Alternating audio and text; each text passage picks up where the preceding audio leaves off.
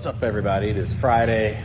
Got all the work done for today. I'm here at the shop by myself, but it's about 3 o'clock. Started working on the crawler around 2. This is what I've got done in an hour. I've got the Barnes Truss and their Pro pinion guard all fully welded up. The pinion guard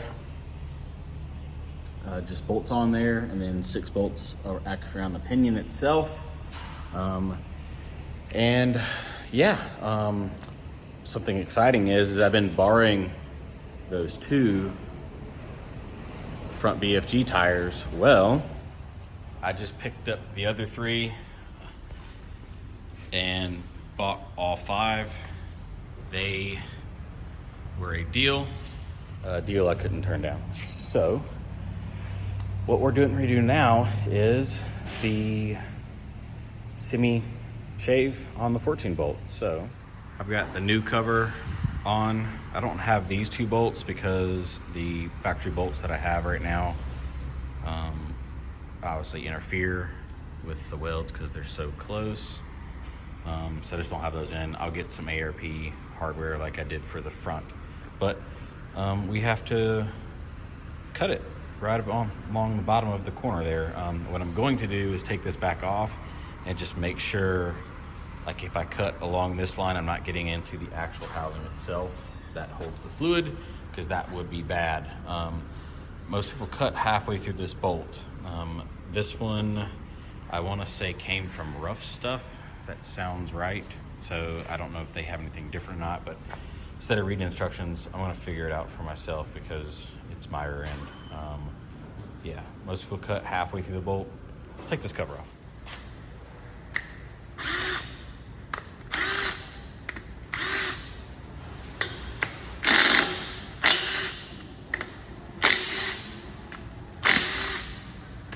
Actually, before we get too far down that.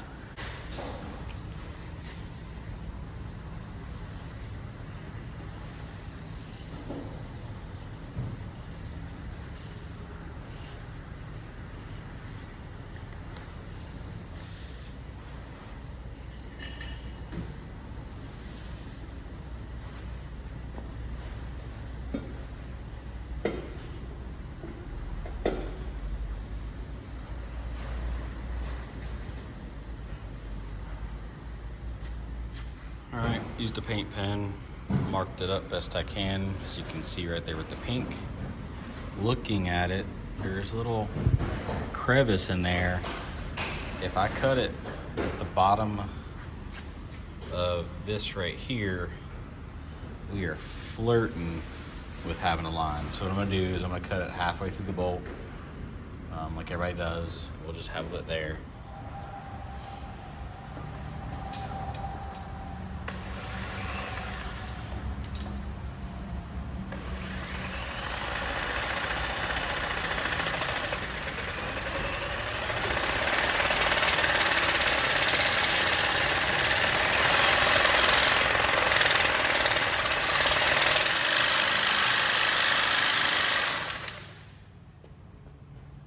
Gonna take a while.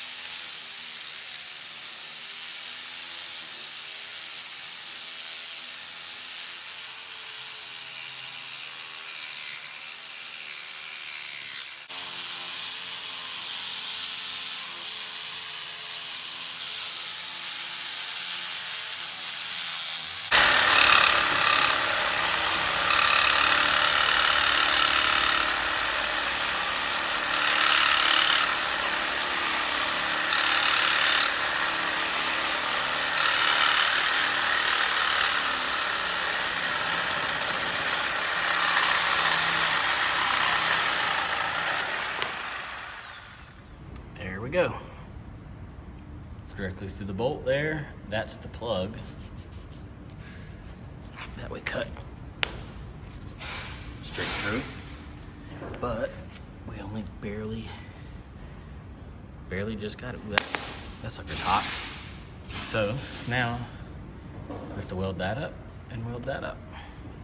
We'll blow this off, take the cover off, make sure we're not too thin anywhere, but I think I did that about perfect. Wrong way. Say you need to angle down that way a little bit. Looking at it, that's exactly what I did. So I think I'll get the grinder out, clean up all the sharp edges, and then we'll weld it up, take the cover off, and make sure we're good. So got it cleaned up, took the cover off. It's hard to tell. This edge right here is about 1/2 inch, but there's a little bucket in there. It's at least 3/8 inch thick, which I am perfectly happy with.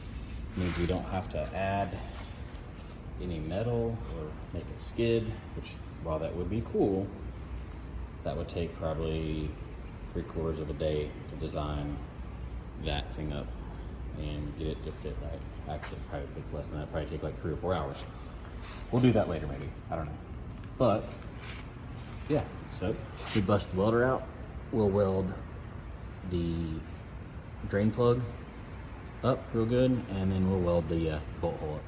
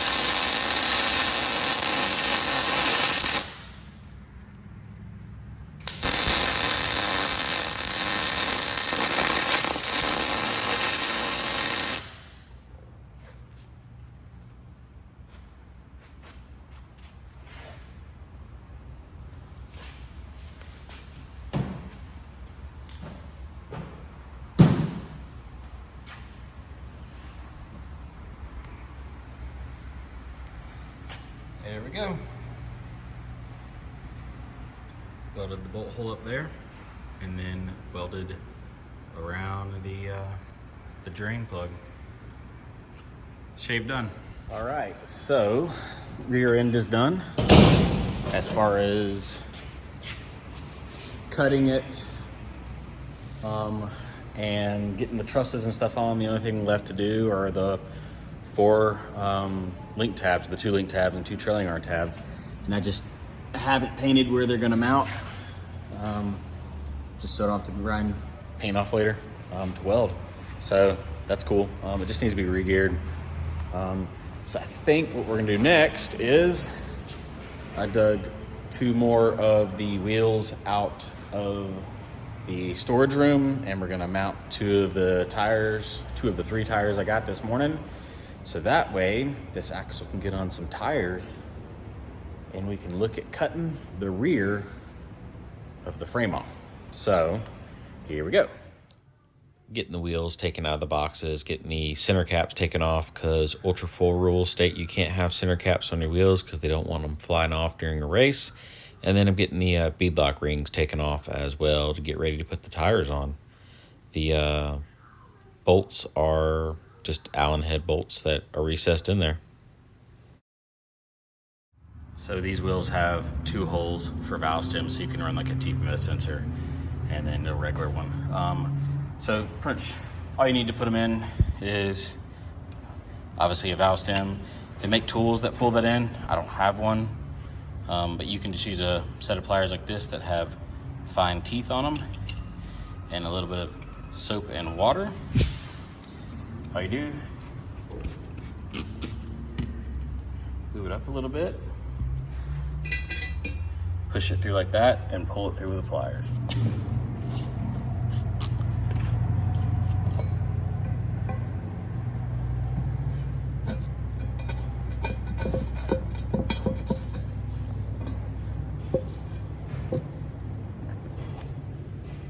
That's it.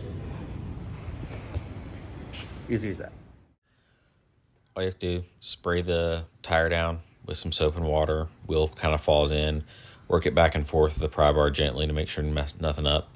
And it falls in. Flip it up on a bucket. Make sure your outer bead set in place. And then Peyton came over and she helped me install the bolts with NECs on them, and while I did the other one. And after that, we were all set up. Another set of wheels and tires are done.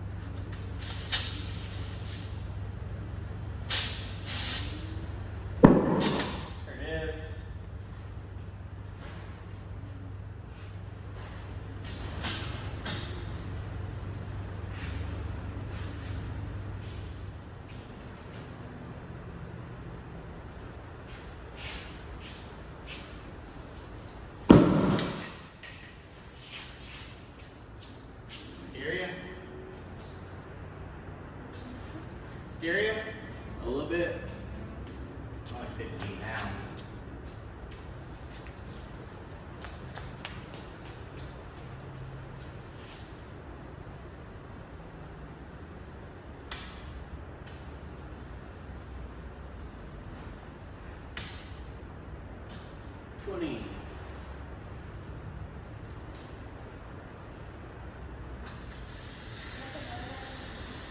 What? What? Oops, that's it. It's done.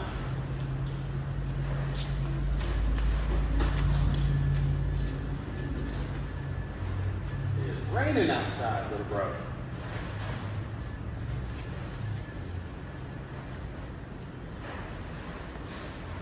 Yep. 2 more mounted. Peyton's putting the valve caps on and we're done. Got 20 pounds in each right now, just for mock-up. But that's one more job done. So I think this weekend I'm gonna come over and work a little bit one day.